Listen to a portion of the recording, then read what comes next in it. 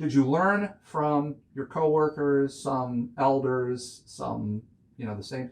And then did you find yourself trying to emulate or taking parts of what they did and incorporate it into your worldview? How did that sort of evolve? If you can, being the history major that you are, you can probably talk about this from a historical perspective.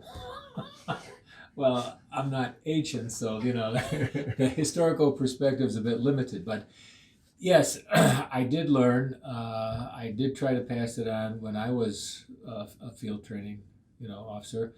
I know one incident which I have to mention, very, very specific because it is so relevant, especially today. Went to a domestic. I was the first guy there. Separate them. At that time, of course, you want to keep the guy in sight and the female in sight, but this was before I was really cognitively aware. I had the guy stand outside, Now my backup, I don't know where the hell he is, and this guy is outside with his car right in the driveway. Now, a post-incident review would have said, Jim, he can go to his car, get a gun, he can get a knife, he can do a club, he can do whatever.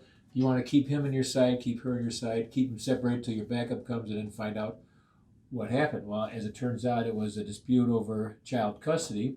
They had a 9-month-old baby. He wanted to take the kid. She said, no, I'm the mother. He stays with me, blah, blah, blah.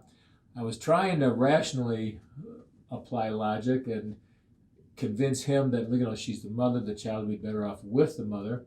And then my backup came, Officer Thompson, and believe it or not, he goes, hey, you guys are not married. If you don't have any paperwork that says you get custody at a certain time, you're out the door. It's her kid. You acknowledge it's her kid. The child stays. That's it. Done.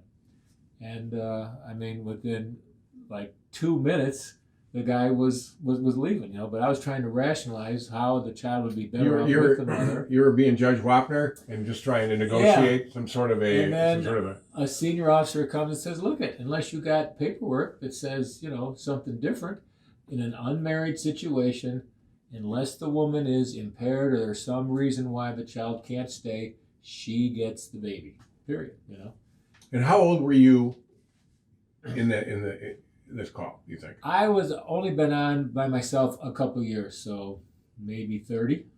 30? 30, yeah.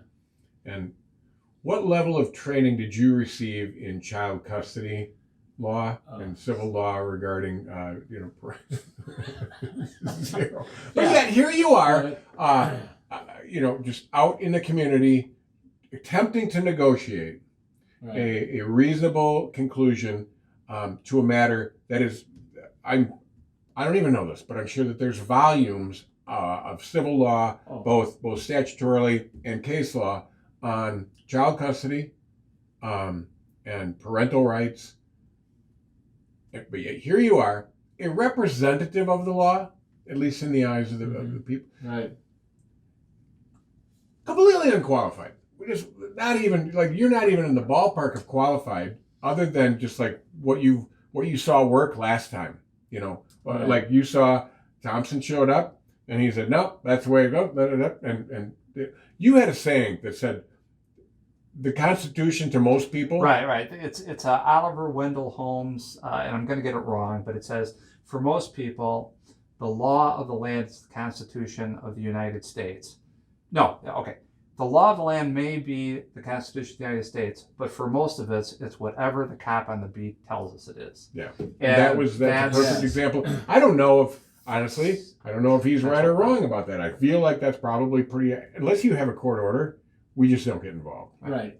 And ultimately, sense, the patrol function is, in about 15 minutes, resolve whatever the problem is. Right. Band-aid this shit. Yeah. Because you're going to another case. Yes. Because they would just, particularly if it was Officer Thompson, LD, then it was second shift, probably summer, and the complaints just back up and are held. And they'll start calling for you. Can you break? Can you break? Can you break? And it's like, well, let's see, the Christmas tree is knocked over, all the presents are broken, somebody's urinating in the sink, Yeah, I can go to another Seems- one. yeah, So, we're good here. The guy left. We're yeah, fine. yeah, right. Right. So you're so again, great series of examples. Now you're roughly 30. And why does this interview sound like we're doing the Joe Dirt interview? Like, I want to hear more about Joe I Dirt. love that movie. So, all right. So now you're about 30. And are you starting to amass a certain amount of baggage about people, and would I have done something differently, better before? Is any of that happening, or are you now at a point where it's like, I get paid for 40 hours, I show up for 40 hours, whatever happens? Because I think some officers seem to have been able to do that. I didn't. I don't think Eric did. I'm guessing you didn't. I know you didn't, but I'm asking you anyway. It's just not. I think it's not that way, but I'm asking you, how did that progress for you? I mean, what were you doing besides sitting car to car and talking to other officers? What were you doing to sort of relieve that? I know you were into boating at the time. I was into boating. I'm a huge boat fan. These certainly helped, Right. Yeah. get through that stuff. I wish, there were many times when I wish, why don't I go back and take some law enforcement courses?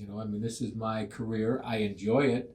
I loved the first 20 years. I really, truly enjoyed practically every single day.